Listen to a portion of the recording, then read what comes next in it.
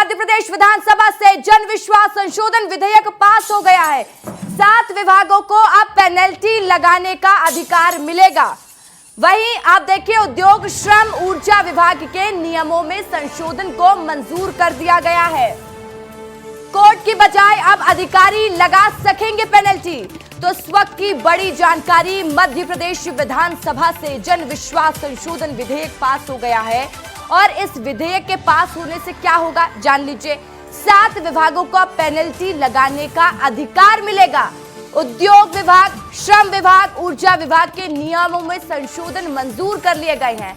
वही कोर्ट की बजाय अब अधिकारी लगा सकेंगे पेनल्टी। बड़ी खबर इस वक्त की।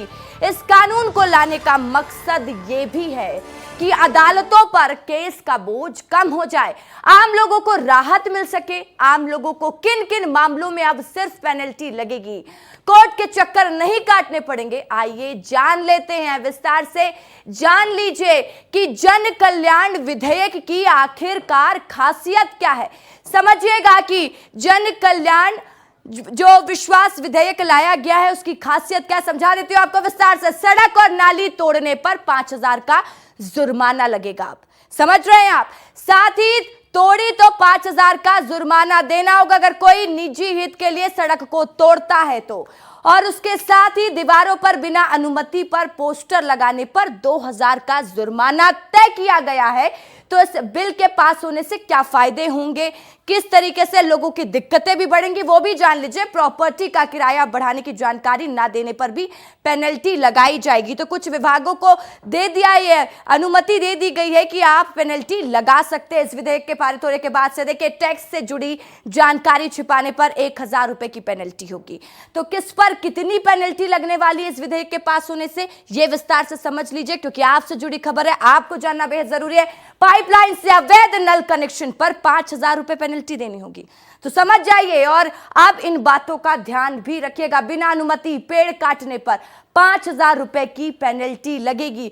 तो सभी पर पेनल्टी तय कर दी गई है, किस पर कितनी पेनल्टी लगने वाली है। और इस खबर पर ज्यादा जानकारी के साथ मेरे सहयोगी दीपक सीधा लाइव जुड़ चुके हैं। दीपक, देखिए, ये विधेयक अगर पारित हुआ है तो इससे लोगों की मुश्किलें भी बढ़ेगी, क्योंकि जो लोग अपराध करते हैं या कई बार सड़कें तोड़ देते हैं, नाले तोड़ देते हैं, सबके लिए पेनल्टी तय कर ली गई। विस्तार से जानकारी दे दीजिए दीपक, जल्दी से।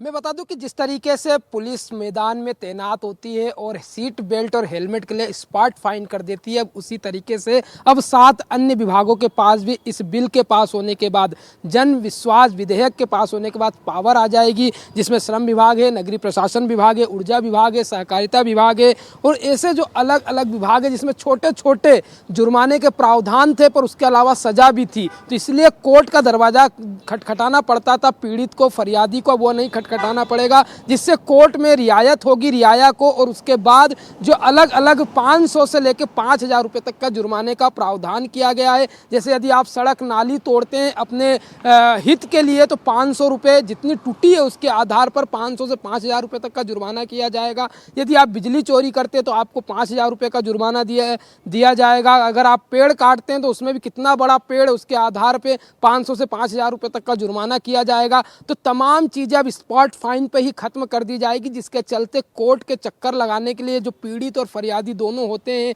पुलिस स्टेशन में जाकर एफआईआर दर्ज होती है, वो तमाम झंझटों से छूटकर सीधे ऑन स्पॉट फाइन होगी और जनता का विश्वास भी सरकार के खिलाफ फाइन होगा। दीपक, तो देखिए, लोग जागरूक भी रहेंगे। बहुत शुक्रिया दीपक आपका तमाम जानकारी के लिए।